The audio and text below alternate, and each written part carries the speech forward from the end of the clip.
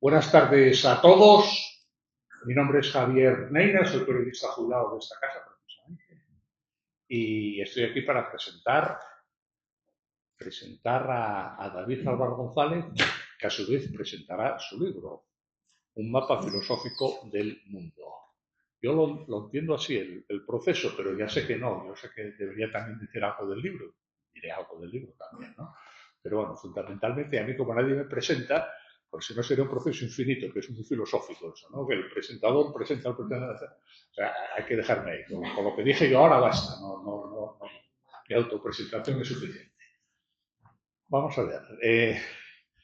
David Álvaro González es profesor de la Universidad de Oviedo y de la UNED, la Universidad Nacional de Educación a Distancia. Es quejonés de pro, lo cual cuenta. Siempre cuenta y en su caso más. Es autor de varios libros, 5 que haya ido contado, y de muchos artículos, pero artículos estos de 100 páginas, ¿no? En el Catoblepas o en las revistas estas especializadas, que equivalen casi a un libro cada artículo, ¿no? Y además tiene un detalle que a mí me gusta especialmente en su biografía, hay un detalle que a mí me gusta especialmente, que es que se dedica a los vídeos. Yo creo que diríamos, un especialista en hacer vídeos, subirlos a YouTube, resume muy bien últimamente este libro y el anterior sobre el libro mismo, lo resume para los que tienen fobia a leer, ¿no? De tirarse en el sofá y lo oyes y muy bien, ¿no? Muy cómodo. A mí me gusta mucho eso, ¿eh? Pero lo digo sin ironía. Y desde ese punto de vista filosófico, pues pertenece a la llamada Escuela de Filosofía de Oviedo. Es un poco etérea esa escuela, pero se suele citar, y al ámbito, al mundo del materialismo filosófico, que tiene como autor principal a Gustavo Bueno Martínez. David es uno de los alfiles, a mi juicio, fundamentales del materialismo filosófico, que está en discusión. La última vez que había David, eh, bueno, una bronca tremenda a cuenta del penúltimo libro, el anterior a este, ¿no? Era sobre la filosofía de Gustavo Bueno. O sea que está muy vivo el materialismo filosófico. Algunos, como David, yo creo que iban de mártir en aquella ocasión, ¿no? Porque eran todos como lobos contra él, y se defendió como pudo. Eh, el libro, cuando David me llamó y me sugirió presentarlo, me hizo el honor de presentarlo, y le pregunté, bueno, ¿y cómo se hablaba por WhatsApp? O hablamos por teléfono. ¿Cómo se titula? Y me dijo, un mapa filosófico del mundo. Yo lo primero que pensé es, bueno, David, pobre, ya chifló, ¿no? Porque, como que un mapa filosófico del mundo. Estamos acostumbrados a las historias de la filosofía, pero no a las geografías de la filosofía. Aunque hay ellas, ¿no? Pero es una cosa un poco extraña, un poco, diríamos, a tres manos. Imaginemos, no sé, que... Y además es especialmente extraño desde el punto de vista del materialismo filosófico. Quizá de otras escuelas pues, pueda ser pasable, diríamos, pero desde el punto de materialismo... Imaginemos eso, una escuadra, para hacer una cierta parodia del materialismo filosófico, una escuadra o 3 o 4 escuadras de barcos, o sus portaaviones, sus fragatas, sus corbetas, sus submarinos y demás, y cómo mapeas, como se dice ahora, cómo mapeas eso cuando se está moviendo constantemente, cuando un barco depende de otro porque es el que le da la señal de disparo, cuando hay otro que acaba de hundir a la flota enemiga, cuando es posible trasladar a un mapa eso. Yo creo que no es posible. Y la filosofía, por lo menos la filosofía del materialismo filosófico, pues es eso, tiene las famosas relaciones de Simploqué, ya es un término un poco, pero bueno, es el término que se hizo popular, ¿no? Que las cosas no están unidas completamente ni separadas completamente, ¿no? Entonces, a mí me parecía, y cuando ya tuve el libro en mis manos y lo abrí, vi que lo primero que abordaba David era precisamente eso, ¿no? ¿Cómo es posible hacer un mapa mundi? Más que mapa filosófico, es más bonito un mapa mundi, ¿no te parece que es más bonito un mapa mundi? Bueno, luego te contesto, sí. un mapa mundi filosófico. Vi que es lo primero que aborda y que abordará ahora mucho mejor el que yo, porque es una cuestión fundamental, claro. Es una cuestión fundamental, no clasificar en la Escuela de Filosofía de Oviedo, en el mundo de don Gustavo Bueno, clasificar es conocer, ¿no? Siempre se le achacó que clasificar, o se achacó a todos los otros, los alfiles de don Gustavo, se os achacó que clasificar los típicos cuadros, estas cosas, ¿no? Y siempre os defendéis diciendo que clasificar es conocer. Yo no sé si eso viene ya de Aristóteles o de quién lo decía, pero no es verdad, ¿no? Contrariamente a como nos han educado, por lo menos a mi generación, que no había que clasificar, que no había que el cliché, que no había que encasillar, es al revés. Si no encasillas, si no estableces clichés, si no clasificas, no conoces. Entonces el mapa filosófico ayuda a conocer, claro, a conocer sobre el plano. No es un corte dialógico, digamos, como puede ser la historia de la filosofía, es un corte sincrónico, es un corte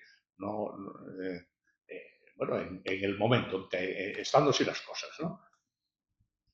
Y no sé qué más decir así para empezar, porque yo mi aspiración es a llevar un poco la contraria a David, según se anime él, como está acostumbrado al boxeo, pues no hay ningún problema, ¿no? Así que yo creo que de momento no voy a decir nada más y David, es tu turno. Adelante. Vale, muy bien, muchas gracias. Y muchas gracias por estas palabras tan amables y a la vez tan incitadoras. Bueno, empezando por el título, lo del mapamundi, ¿por qué no poner mapamundi y ponerlo así? Es una cuestión de la propia estructura del español, que si pones, por ejemplo, un mapa del mundo filosófico, parece que estás haciendo un mapa de lo filosófico del mundo. Y si pones un mapa mundi filosófico, parece que también. En cambio, si pones un mapa filosófico del mundo, el mundo no es filosófico, es marcha por su cuenta. Y entonces lo que es filosófico es el mapa. Esa es la cuestión. Entonces esa es la razón de ponerlo así. Es mucho más bonito de la otra manera, pero da lugar a esa ambigüedad que es un poco molesta. Y entonces este libro no es un libro para enseñar historia de la filosofía, ni para organizar las teorías filosóficas. Las teorías filosóficas aquí están en la parte sumergida del libro, la parte que no se muestra. ¿eh? Y lo que se muestra es lo que a mi leal saber y entender, claro, eso me puedo equivocar, pero en mi leal saber y entender, lo que le puede interesar a la gente. Porque a la gente no le interesa saber si esto lo dijo Aristóteles o lo dijo Kant o lo que fuera, eso es una cosa gremial. ¿eh? O si esto lo dijo este señor o este otro señor. No, lo que le interesa es saber a qué atenerse. O sea, lo que le interesa es el mapa, para usarlo. Es como cuando uno usa un mapa de carreteras o de lo que sea, un mapa geológico, lo que sea, incluso un mapa geológico, fíjate tú. Un mapa geológico uno lo usa y no se pregunta quién lo hizo, sencillamente lo usa porque es para lo que está. Y no se pregunta cómo se llegó a hacer o qué de vuelta se hizo. No, eso, pues, ¿qué más da? Eso ya, pues, el que lo hizo, pues, se comió ese marrón, por así decirlo, ¿no? Pero el que lo usa no le interesa ese asunto. Esa es la razón. Entonces, el mapa, bueno, ya empieza el libro un poco irónicamente, pues con ese soneto de Spinoza, que habla del infinito mapa, dice hablando de Spinoza, ¿no? No le turba la fama ese reflejo de sueños en el sueño de otro espejo, ni el temeroso amor de las doncellas, libre de la metáfora y del mito, labra un arduo cristal, el infinito mapa de aquel que es todas sus estrellas. Claro, un mapa infinito pues no es un mapa, claro. Entonces está ahí todo, ese es el juego del asunto, ¿no? Pero bueno, en todo caso, esto es una especie de catecismo, realmente es lo que es. Es un catecismo de una iglesia distinta. Es un catecismo no religioso.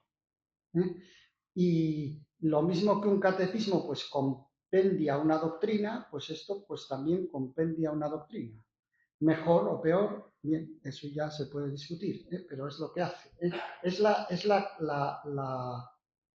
lo que pretende. Efectivamente, este libro es una osadía de libro, en el sentido de que claro, lo mismo que Spinoza está haciendo el infinito mapa de aquel que es todas sus estrellas, pues aquí estás haciendo el infinito mapa de todo lo que existe, ¿no? Y entonces, pues eso, ¿quién lo puede hacer? Y por eso nadie lo hace. Nadie lo hace porque nadie quiere que le lluevan golpes por la derecha y por la izquierda por hacerlo. Claro, porque el que lo hace ya sabe que va a cobrar. Eso está claro. Quiero decir que eso tiene que contar con ello.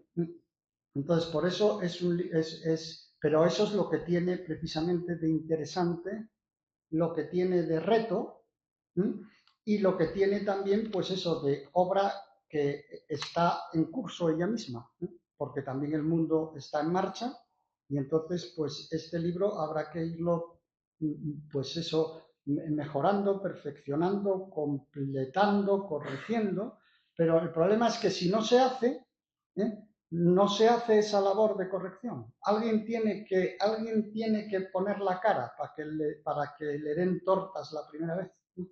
Porque si no se hace, vamos tirando con este saber así fragmentario de unas cosas, de otras y de lo más allá, y no tenemos un plano general de la realidad. Esa es la cuestión, esa es la razón de hacerlo. Bueno, no lo hizo. No lo hizo porque, pues probablemente por prudencia. O sea, que lo que se puede decir es que yo soy un imprudente. Eso sí se puede decir. Quiero decir que probablemente porque hacerlo es que no tiene ninguna ventaja y todos son inconvenientes. Yo me puedo quedar en la redacción de artículos del primer cuartil en revistas especializadas cómodamente, y ahí estoy como pez en el agua. Nadie me va a decir nada. A ver quién me levanta a mí la voz ahí en ese terreno. Pero esto es otra cuestión. Esto es exponerse a darle algo al público general, y el público general que no sabe nada de filosofía y le importa tres pimientos, las revistas del primer cuartil porque no sabe ni lo que son, pues entonces está en el mundo, pero no en el mundo filosófico, en el mundo. Y eso es lo que ahí es donde el sistema filosófico tiene que engranar, porque si no engrana con eso, pues no vale para nada, sencillamente. Es una cosa pues académica como estéril, como por ejemplo es muy estéril pues toda la filosofía analítica en general, y tantas otras cosas que no voy a citar aquí porque tampoco voy a hacer una nómina de enemigos esta tarde. Entonces, esa es la cuestión. Entonces, se puede tomar un poco irónicamente, oh, David, un mapa del mundo, ja, ja, ja. Bueno, pues nada, si me da igual. El asunto es que hay que hacerlo. El asunto es que este mapa es mejor que no tenerlo. Esa es la cuestión. Es bastante mejor que no tenerlo. O sea, que el que no lo tiene y se ríe, pues como decía Gustavo Bueno, me río yo. Entonces, quiero decir que esa es la cuestión. Esa es la cuestión. Que es una empresa arriesgada, y bueno, vamos a ver lo que da de sí. Y vamos a ver, sobre todo, yo el interés que tengo es, lo digo también, el interés particular mío que tengo, es que este es mi mapa. Y ahora, si se venden los miles de libros que se vendan de este libro, pues tendré, y los otros miles de personas que me están escuchando en los vídeos, pues tendré 1000 cabezas enfrente de mí pensando contra mí, y eso me ayudará a mejorar mi mapa. sencillamente, que es lo único que yo quiero. Porque si yo me quedo con este mapa en mi casa, encerrado en eso, pues no hay filosofía. La filosofía se hace peleando. ¿eh? Esa es la cuestión. Entonces la filosofía se hace en público, no es una cosa privada. No es que yo me quede con mi mapa, no, es que me destruyan mi mapa. ¿eh? Y si de la destrucción de este mapa sale otro mejor, ¿eh? pues ha cumplido su función y estamos todos muy contentos y muy alegres. Esa es la cuestión. Entonces, ese es el asunto. Es un reto, efectivamente lo es una osadía, efectivamente lo es, pero es una osadía que tiene ese premio. Es decir, yo voy a tener ahora miles de personas pensando contra mí y me va a salir gratis. Entonces, ¿qué más quiero? Esa es la cuestión. Eso es fantástico.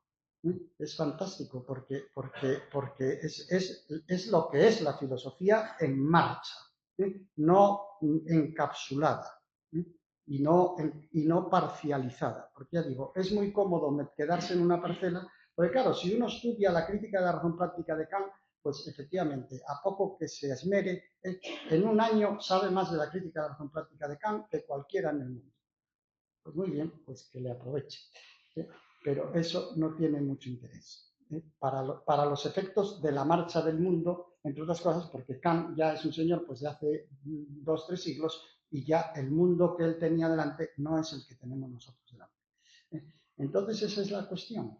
Y yo lo único que quiero es animar a los lectores a leer. Este libro es un mapa general, pero se pueden leer trozos, no hace falta leerlo entero, no hace falta comérselo entero, cada uno que lea lo que le interese, la parte del mundo que le interese, pero que sepa que está conectado con lo otro, no está desconectado, no está desconectado, que las piezas están encajadas, que tienen conexiones y desconexiones, pero están encajadas, no es incoherente, el mapa no es incoherente, que hay muchas cosas incoherentes por ahí por el mundo.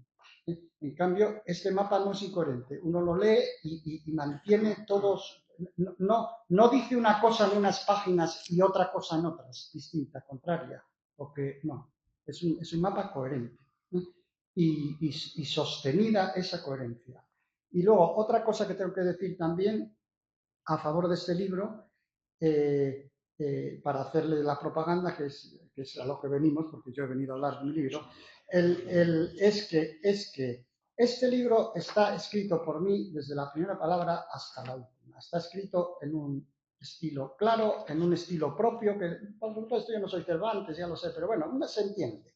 Y está clarito, ordenado, todo con una voz propia, con una voz que es la misma durante todo el libro, y que está comprometida, está comprometida con lo que se dice, y con las partes y con su coherencia, etcétera, etcétera, etcétera, ¿no?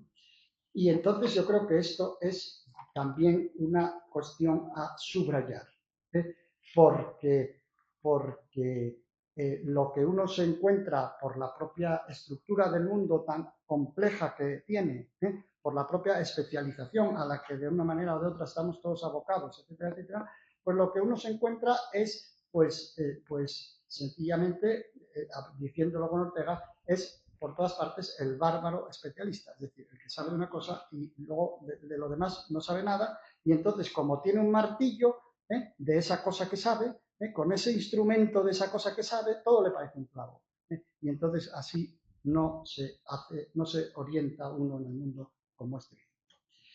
Bueno, yo no me voy a alargar más porque no se trata de que esto sea largo, y a mí lo que me gustaría, si el público quiere intervenir, pues eso sería lo más interesante también, ya que no sé, las intervenciones han sido breves.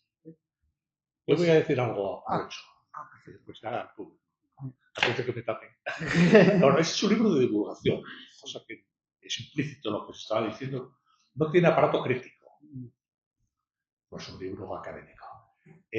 No tiene citas, como ya dijiste, lo cual es muy de agradecer, porque las citas, por lo menos a mí me ponen muy nervioso, me parece que es una cosa muy pedante, dijo fulanito y para ¿no? Pero, y no te va a gustar, o si te va a gustar, no es un libro sencillo. aunque lo aparece, porque está maquetado muy bien, y cuadros y tal, y en un minuto ya lees, o en 2 minutos, 3 minutos, lees la cuestión de la que se trata. Pero por mucho que hayas forzado el lenguaje, no, la expresión, la filosofía requiere un cierto manejo de palabras sofisticadas, por así decirlo, aunque no sean técnicos los términos. Y a mí por eso, como yo te vi insistir en que es un libro para cualquiera, no es una novela, vamos. Vamos a ver, eso también, eso es interesante, es una cosa que vamos, porque es la pelea. La pelea es esa. Yo este libro lo han leído 30 personas antes de pasarlo a la imprenta y hemos quitado, pues como, si no te digo, no exagero, como 100 palabras, 100 palabras, ¿sí? Pero palabras que palabras como, por ejemplo, qué sé yo, arúspice o anfibología o cosas así, palabras normales. ¿Sí? Sí, o sea, sí, sí. hemos quitado palabras Bueno, así normales, de normalitas. anfibología de normal no tiene Bien. nada. Bueno, pero a mí ¿qué más me da decir anfibología que decir otro sinónimo? Me da igual. Todo eso se ha quitado. Lo que sí es verdad, esto me lo ha dicho Loredo Narciandi, este profesor de psicología, que lo ha leído y que me ha hecho unas críticas muy, diríamos, muy incisivas. Este libro es un libro de filosofía. Entonces, claro, es un libro de filosofía y exige cierta capacidad de pensamiento abstracto. Eso sí.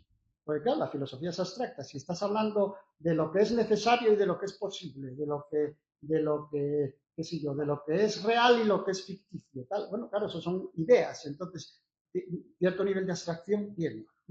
Pero que es inevitable, porque claro, el mapa del mundo filosófico, el mapa filosófico del mundo es un mapa abstracto, pero quiero decir que en un mapa ordinario, cuando tú tienes los meridianos y los paralelos, también son abstractos, los meridianos y los paralelos. Y a lo mejor el que está usando el mapa no tiene ni idea de cartografía ni de proyección, ni sabe si aquello es una proyección Mercator o es una proyección Lambert o si es un mapa de Peter, no tiene ni idea. Pero bueno, él lo ve ahí puesto y le ayuda a seguir más o menos. Entonces, aquí lo mismo. El que lo lee no sabe la maquinaria que hay detrás, porque la maquinaria que hay detrás es como 10 veces lo que hay aquí. Entonces no se puede exponer. Como el que hace el mapa no puede exponer toda la triangulación que tuvo que hacer para hacer el mapa. Bien. Entonces, el que hace, si te dicen un mapa de las galaxias, bueno, pues te pueden decir más o menos cómo es, pero muy poca gente entiende cómo está hecho.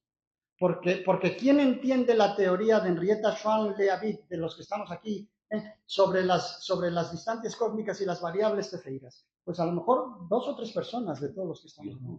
Entonces, quiero decir que eso lo entiende poca gente, pero eso no obsta para que pueda tener una idea de decir, bueno, pues aquí está nuestra galaxia y aquí hay otras por otros lados, etc.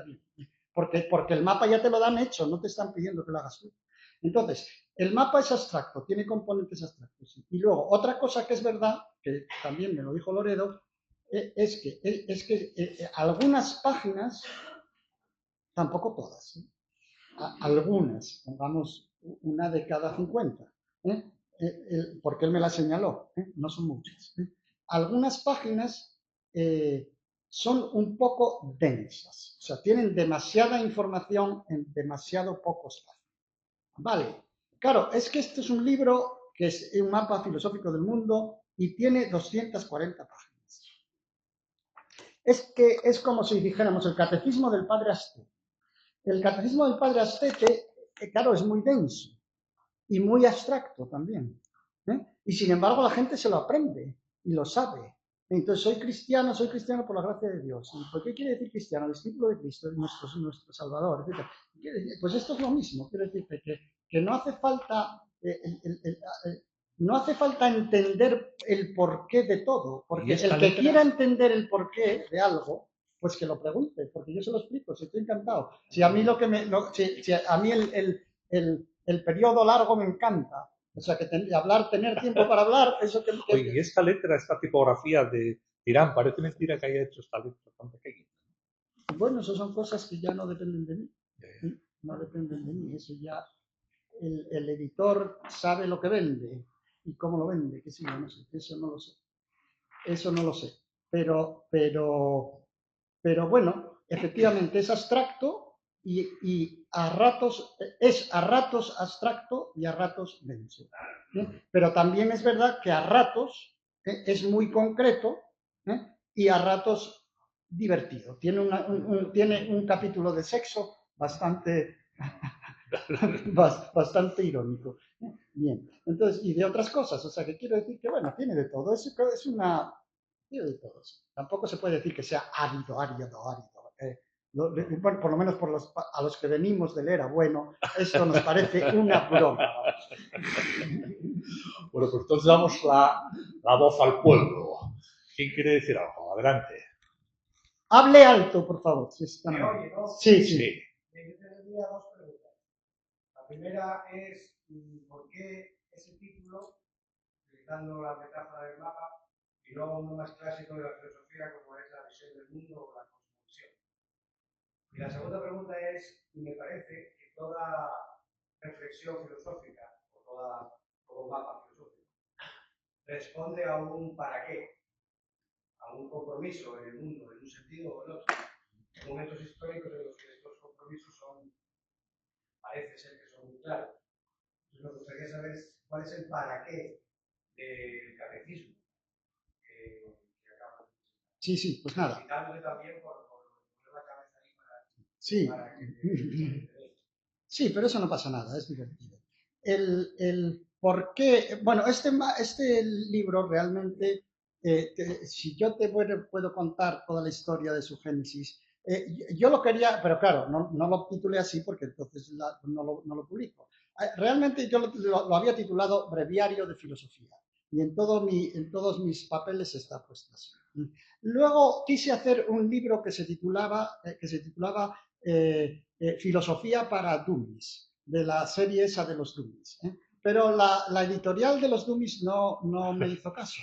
Y entonces lo reconvertí. Sí, no, lo cuento porque es verdad. Pues la editorial de los Dummies es el Grupo Planeta, es un grupo muy fuerte y ahí si uno no tiene padrino, no se bautiza en ese sitio. Entonces,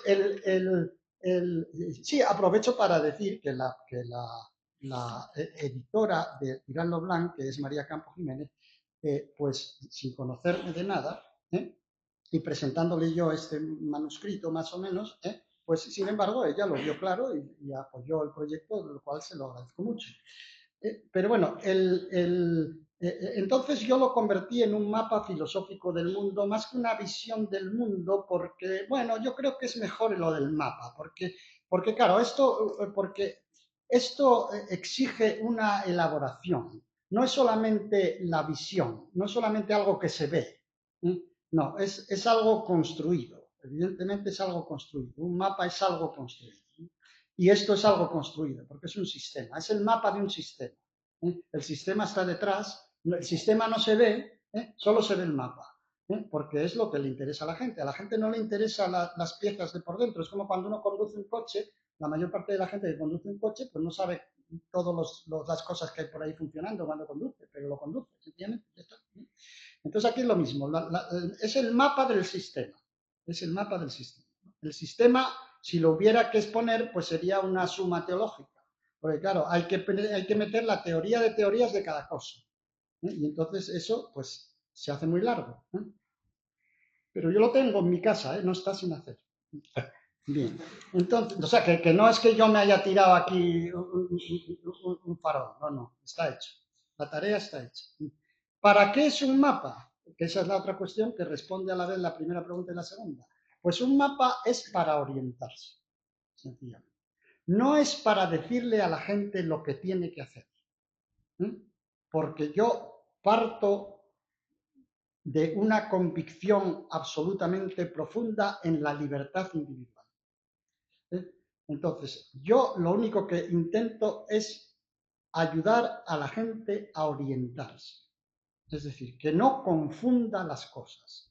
Porque si confundes las cosas, si confundes lo real con lo ficticio, lo posible con lo imposible, lo necesario con lo contingente, estás perdido. Tomarás malas decisiones seguro. Esa es la cuestión. Entonces, es un mapa para lo que valen los mapas, para orientarse. Y por eso es también el título así. Es un mapa para desorientados. El que esté desorientado, pues que use un mapa, sencillamente. Google Maps no te dice a dónde tienes que ir. Tú vete donde quieras. Y ten cuidado con Google Maps porque mete de cada una que cuidadín, que a mí ya me la montó alguna. Entonces, ese es el sentido tanto del título como de la obra. Porque yo no soy psicólogo, no soy psicoterapeuta, no soy tampoco un director espiritual. No tengo ningún interés en decirle a nadie lo que tiene que hacer.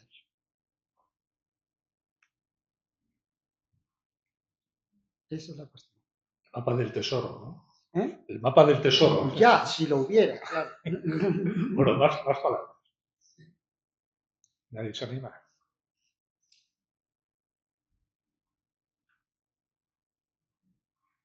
Sí, adelante. En la exposición del libro que hiciste en Gijón, dijiste que tratarías también el libro del amor, Sí. o sea, el tema del amor. Quería preguntar si aparte de ese tema hay alguno más que nos puedas desvelar. No, ese tema es un tema que sencillamente un lector, uno de esos 30 lectores, que me dijo que faltaba. Y efectivamente falta y ya lo estoy redactando, de hecho. Hoy precisamente que estuve todo el día con él. Lo que pasa es que ese tema le falta no lo quiero sacar porque le falta la teoría de teorías, ¿no? Entonces, cuando uno ya es muy viejo como yo, pues entonces ya sabe lo que va a encontrar, ¿no? Porque ya tiene un olfato ya de tanto hacerlo tantas veces, ¿no? Y entonces a veces puede saltarse la teoría de teorías y empezar por el final hacia atrás, ¿no? ¿Te das cuenta, no? Pero eso es un juego muy peligroso, ¿no? Porque la vida te da sorpresas, ¿eh? Te quieres pasar de listo atajando y luego resulta que te encuentras lo que no conocías, ¿eh? Entonces, por eso yo esa parte no la he hecho pública, porque me da miedo. Yo hasta que no tengo todo atrás abajo, no quiero hacer las cosas públicas porque ya me lleve algún susto y cuando pasan las balas rozando se pasa muy mal, ¿eh? Entonces, pero vamos, pero mira, voy a hacerte un adelanto, ¿eh? Un adelanto. La teoría del amor está conectada con la teoría de la persona, porque el amor es entre personas. El amor que hay entre el amor a la naturaleza, o el amor al deporte, o el amor al dinero, eso es una manera ya un poco degenerada, traslatifia de hablar de amor. Entonces, si centras el amor entre personas, con la idea de persona que hay en este libro, la persona se monta sobre el individuo. El individuo nace, el niño neonato, y luego se va constituyendo en el mundo de personas junto con el resto de las personas, ¿no? Y el resto de las personas que tiene alrededor, las que tiene alrededor de verdad, no las que están en China, esas le están constituyendo porque están inculturándole en ese mundo de personas, etcétera, etcétera, ¿no? Entonces, en ese mundo de personas, ese mundo de personas es donde está el amor. Porque los animales que están en el estrato subgenérico, en el nivel subgenérico del amor, ¿qué hay? En el nivel subgenérico del amor lo que hay es la crianza y el apareamiento, que es lo que hay en los animales, nada más. Pero claro, hay una inversión antropológica. La crianza y el apareamiento de los animales sufren una inversión antropológica. Y sin dejar de funcionar, porque uno tiene que reproducirse y tiene que cuidar a las crías, pero sin dejar de funcionar, se incorporan a una estructura que es antropológica. Esa estructura que es antropológica es la de las personas. Y es donde está el amor. Es donde está la idea de amor. Esa es la cuestión. Y donde está el amor tanto paterno-filial como fraterno, como el de la pareja y donde está el amor de los amigos, etcétera, etcétera. Ese amor. De personas reales que están alrededor constituyéndole a uno como personas. Y entonces ahí, eso es una cosa preciosa, porque ahí se ve que el mapa funciona. Porque resulta que cuando utilizas la idea de inversión antropológica y la idea de persona y lo metes ahí, ¿Qué es lo que pasa? Bueno, pues lo que pasa es que como nosotros en el 90% somos personas y estamos construidos después de nacer, estamos entrelazados con nuestros padres, con nuestros hermanos, con los amigos y luego con las parejas y con los hijos, y todo está entrelazado. Por eso cuando alguien cercano se muere, uno lo siente como una amputación, porque es una amputación. O sea, te están quitando el trozo de persona que tenías fuera, sencillamente, ¿no? Y entonces el amor tiene que ver con eso, y luego el otro ingrediente interesante del amor es la ética. Porque el amor implica un compromiso ético de cuidado y de preocupación por la persona amada, que tiene que ser recíproco, Es el amor de los padres hacia los hijos, que luego los hijos se lo reciprocan, entre los hermanos, entre la pareja, entre los amigos, etcétera, etcétera. Y es un compromiso ético. Y aquí es donde entra la otra parte de la ontología ética y de la axiología. ¿Te das cuenta, no? Y por eso entonces los animales no pueden tener amor, porque no tienen ética ni son personas. Tienen los componentes subgenéricos, que son el apego, el apareamiento y la crianza, pero no tienen los componentes específicamente antropológicos. Esa es la teoría que está ahí. Y es muy bonito ver cómo encajan las piezas con el resto del libro. Hace falta coger la teoría de las personas, la teoría de la ética, la teoría de la inversión antropológica, empezar a manejar todo eso, pero es una inversión antropológica parecida a la que ocurre con la música de los animales, de los pájaros, frente a la música de Mozart, o lo que ocurre con la agresión frente a la guerra, lo que ocurre con la comida del lobo que come o nosotros que cocinamos. Es la inversión antropológica, pero que en el caso del amor, lo bonito es que tiene ese componente ético que es íncito, que no se puede quitar. Eso es un poco el esbozo de lo que yo podría decir en este momento, pero vamos, esto es una cosa que es como, en fin, de momento todo esto está un poco con alfileres porque hay que ir a la parte de abajo a atar cabos. Más intervenciones. Alguien que lleve la contraria, por favor.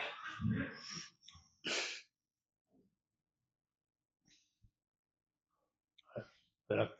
No voy a llevar la contraria. Vaya, pues nada. Una curiosidad, es por qué en este libro haces la excepción de sí entrar en la filosofía política. Bueno, porque es necesario. Porque es necesario. Es necesario. Ese es otro problema que también, es que ese es un problema. Yo cuando hice el libro anterior, que fue muy polémico, pues la filosofía política de Gustavo Bueno yo no la traté, y lo hice adrede, porque ya eran demasiados frentes abiertos y no era cuestión de abrir otro más, y justamente el más problemático. En cambio aquí sí, ese es uno de los asuntos en los que he dado un paso peligroso. En el libro de sistema estaba ya tratado ese asunto, porque ahí se trata la idea de Estado como sistema y ahí se ve que la idea de Estado que yo estoy manejando no es la de Gustavo Bueno en absoluto. Y aquí todavía más. Bien, entonces vamos a ver lo que da de sí, eso es divertido. Quiero decir que sí, que efectivamente. Claro, no puedes hacer un mapa filosófico del mundo y dejar los estados aparte, o no hablar de la política y de los estados y del derecho. Ahí hay una filosofía política, una filosofía del Estado y una filosofía del derecho.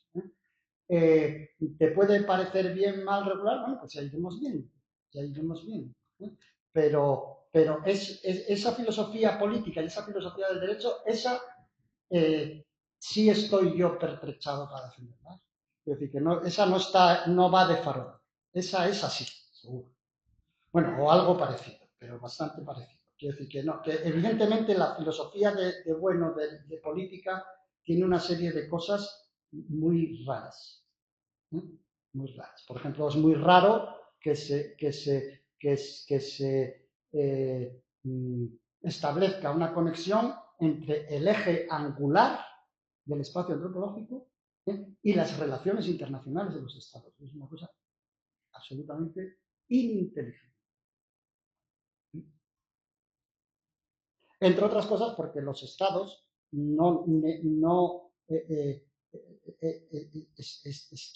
son históricos, no son puramente antropológicos. Más cosas, pero eso sí, la filosofía política había que meterla y la filosofía del derecho había que meterla. Sí, eso no. Precisamente esos fueron las partes que hicieron que el libro pues costara trabajo hacerlo en este momento, ¿no? Porque son las partes que no estaban en el otro. Y son partes pues muy peliagudas, obviamente. Y ahí también, contestándole a Nacho, lo que decía antes Nacho, pues yo yo no le digo a nadie a quién tiene que votar. Lo que le digo es cómo es un Estado y cómo funciona. Eso es. Y en qué consiste. Y dónde está el núcleo del Estado.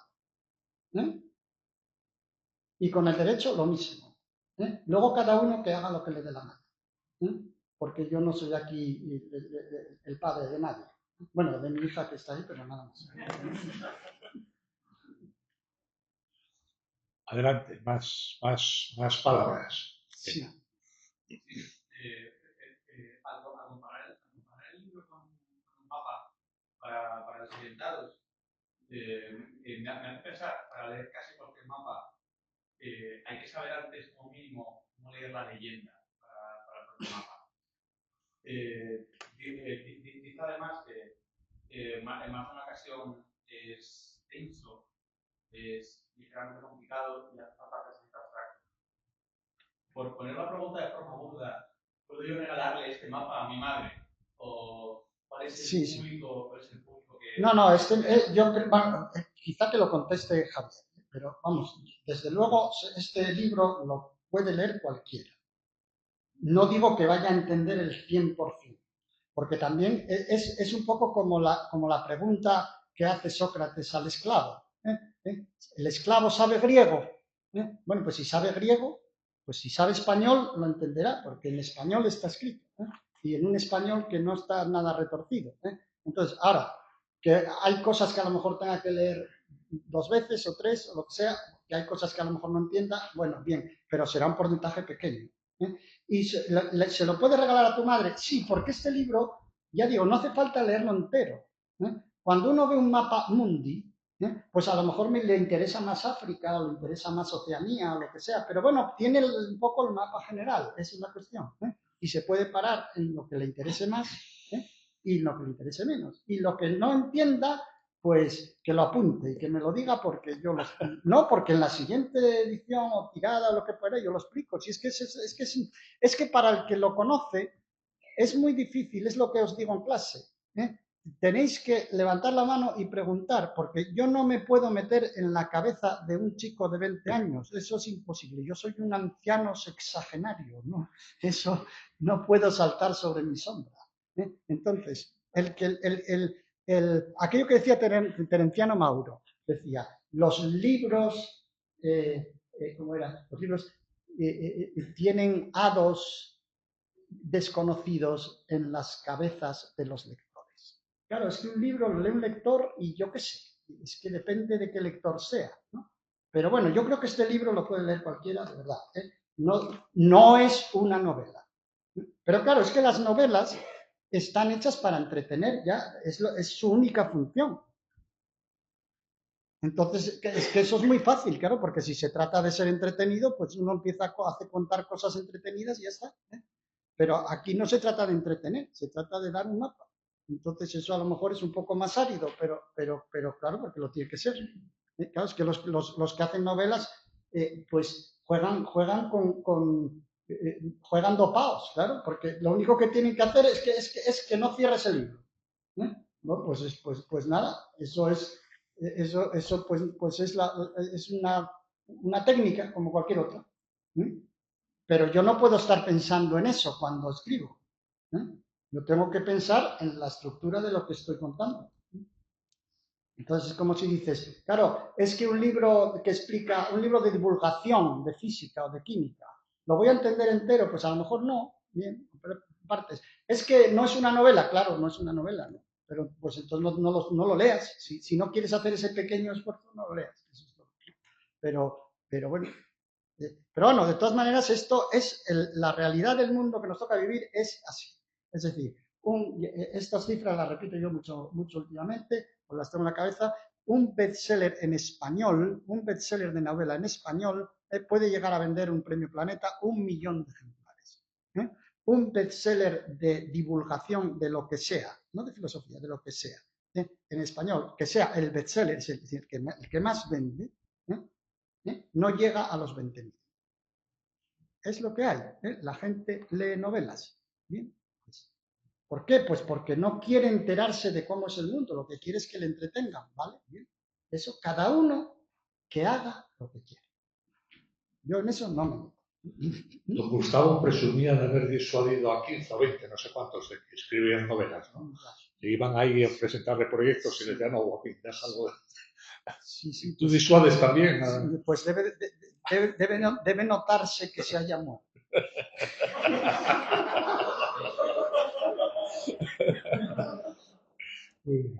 A ver, más palabras, por favor, más intervenciones.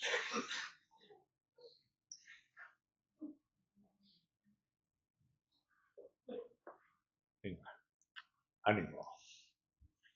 Hiciste más citas ahora en un momento que en todo el libro. Bueno, porque eso es el tono este así de hablar de las clases y tal, entonces me pega, ¿no? Pero en el libro, es que en el libro yo he sido disciplinadísimo, porque también se te pega, porque es la técnica que tienes, ¿no?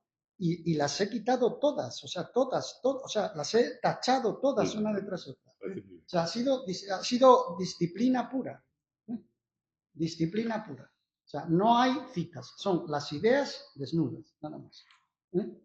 Y ya está.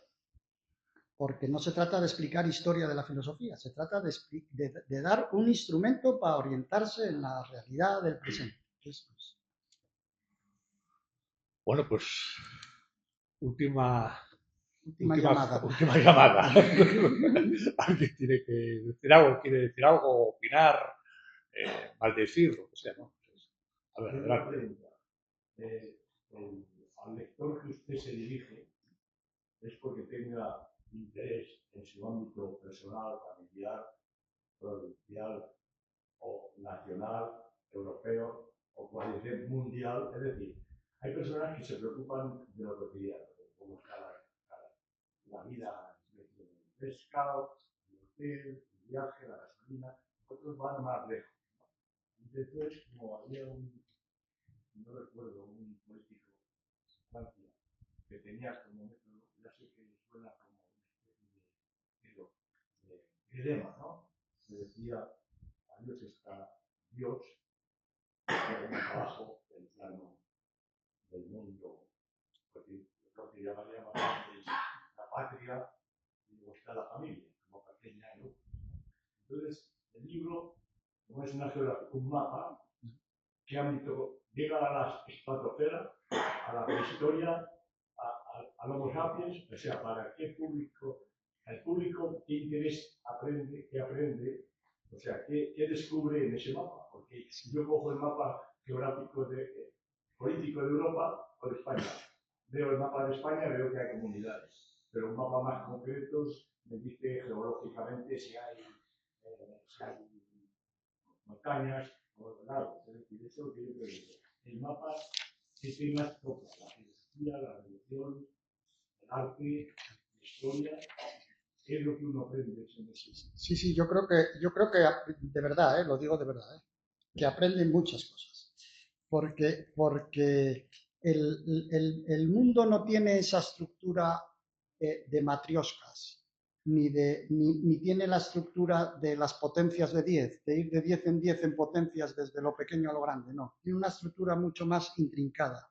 Entonces, cuando uno está hablando del amor, pues entonces resulta que tiene que hablar de la conducta de los animales, de las personas, de la ética, etcétera, etcétera, porque si no, no puede decir nada con sentido ni entender nada de lo que está pasando, porque son cosas muy complicadas, que tienen muchas piezas encajadas de una manera endiablada.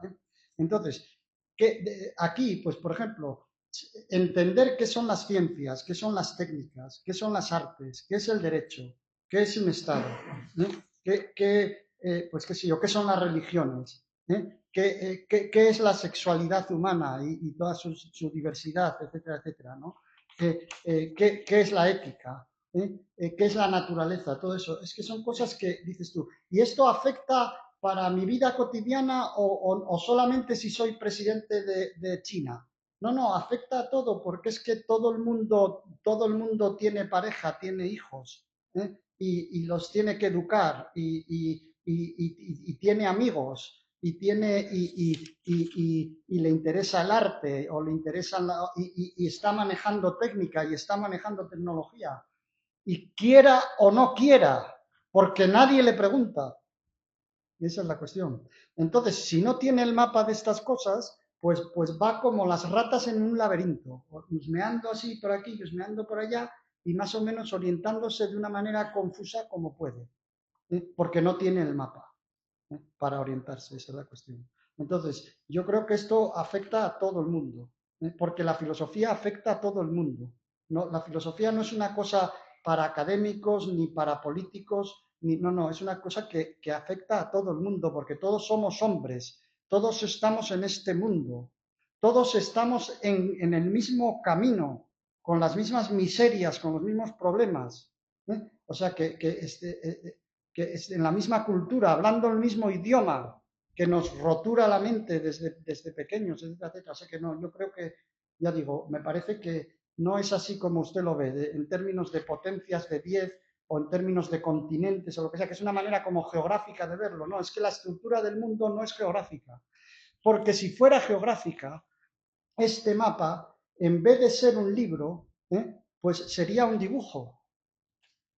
Pero no se puede hacer un mapa del mundo dibujando, porque el dibujo es una técnica insuficiente para hacer este mapa. La única técnica que vale es el lenguaje humano de palabras, que es la técnica de análisis más potente que se haya inventado nunca.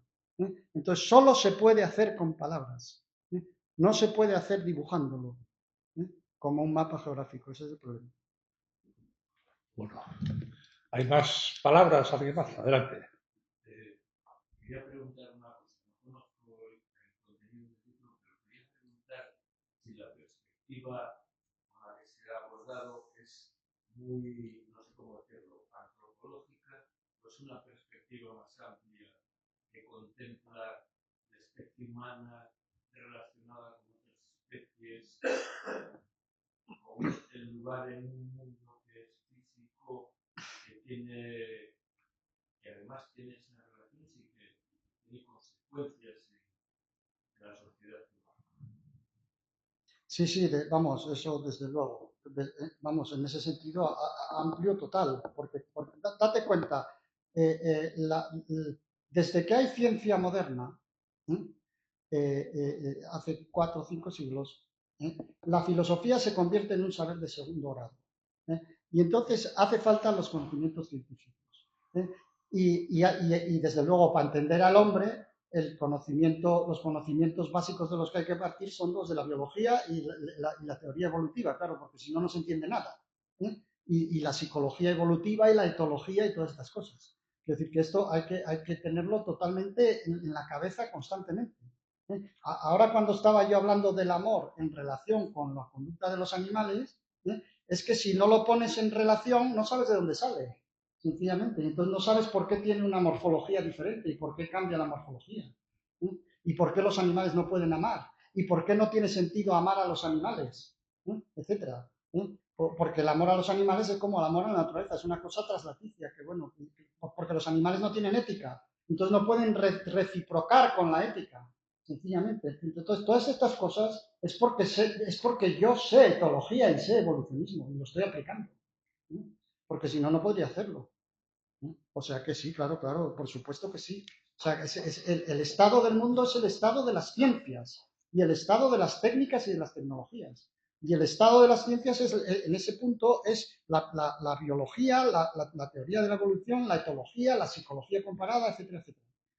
Y sin eso es imposible decir nada. O sea, es que sin eso te callas la boca, sencillamente, porque no puedes ni empezar a hablar. Porque para entender cómo es la religión o cómo es la música o cómo es el arte o lo que sea, tienes que partir de los componentes genéricos animales, ¿eh? Y ver por qué los animales no tienen arte, no tienen música, no tienen amor, no tienen ética, etcétera, etcétera, ¿eh? Esa es la cuestión. Y si no, no tienes el mapa. Ese es el asunto, ¿eh? Entonces, sí, vamos, eso es amplio. Precisamente esa es la dificultad y precisamente ese es el grado de exposición tan alto al que yo me expongo, ¿eh? Porque efectivamente es tener la osadía, ¿eh? de suponer que no te estás olvidando de nada que sea significativo.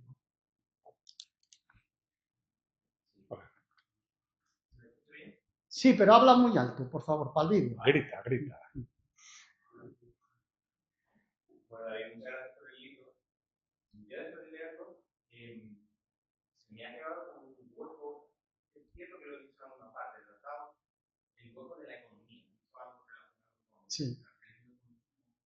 algo relacionado con las relaciones, bueno, unos países más pobres, pero no he dicho un desarrollo de eso, no sé si porque es una región que no necesita tanta limitación, porque está dentro de lo político y de hecho, no sé si lo he visto. Sí, eso, vamos a ver, ese tipo de objeciones ya me la han hecho, porque claro, cada uno considera que de lo que sabe se ha hablado poco. Y entonces el que es médico dice, jolín, es que de la medicina hablas dos páginas, ¿no? Y el que es, etcétera, etcétera, ¿no? Claro, es que eso es así, ¿eh? Entonces, la economía yo la veo muy ligada a la política, desde luego, ¿eh? Es economía política, ¿eh? Y entonces la veo muy ligada a ese asunto, ¿eh? En el estado actual del presente. Pero la economía no está tratada así, in recto, pero está tratada a través de la tecnología, fundamentalmente, y de la ciencia, etc. O sea que, bueno, el asunto es que esa es una región pues muy específica, ¿eh? Es muy específica. Y yo no creo que se pueda, no creo que falte nada del mapa por no haberse referido más a ese asunto, ¿eh? Lo que pasa es que ya te digo, cada uno, pues pues eso, el que es político, pues, por ejemplo, el que es de derecho, que yo tengo muchos conocidos, pues ve el capítulo del derecho y le parece insuficiente. Vale, es insuficiente para ti, pero no para el ama de casa que lee el libro. Para el ama de casa que lee el libro le queda el derecho ahí metido donde tiene que estar, ¿eh? Más o menos, ¿eh? Quiero decir que cuando uno hace un mapa mundi, pues se pierden morfologías, claro, de detalle y de cosas, eso es normal, es una cosa, y luego hasta dónde llevas el detalle en cada cosa, pues depende de muchas cosas, depende de la importancia que tú le des y de lo que sepas del asunto también y de muchas cosas. Pero bueno, eso es lo de menos, pero eso se puede completar hasta cierto punto. También es verdad que yo estoy manejando el sistema del materialismo filosófico de Bueno, aunque no quiero echarle la culpa del libro a Bueno, porque Bueno no escribió este libro, ¿eh? Entonces, no quiero yo descargar las culpas en él, pero bueno, quiero decir que en el materialismo filosófico de Bueno, claro, yo me estoy beneficiando de todos los estudios especiales y montones de tesis doctorales de mucha gente, etcétera, etcétera, que han aplicado, ¿no? Y entonces la parte de la economía no hemos tenido mucha suerte, la verdad. Eso diría yo. Más palabras, más intervenciones. Bueno, pues lo dejamos aquí hasta que la inteligencia artificial le haga una objeción a fondo a la vida. Buenas noches, gracias por estar aquí y gracias al Club de la Nueva España que nos ha acogido tan amablemente.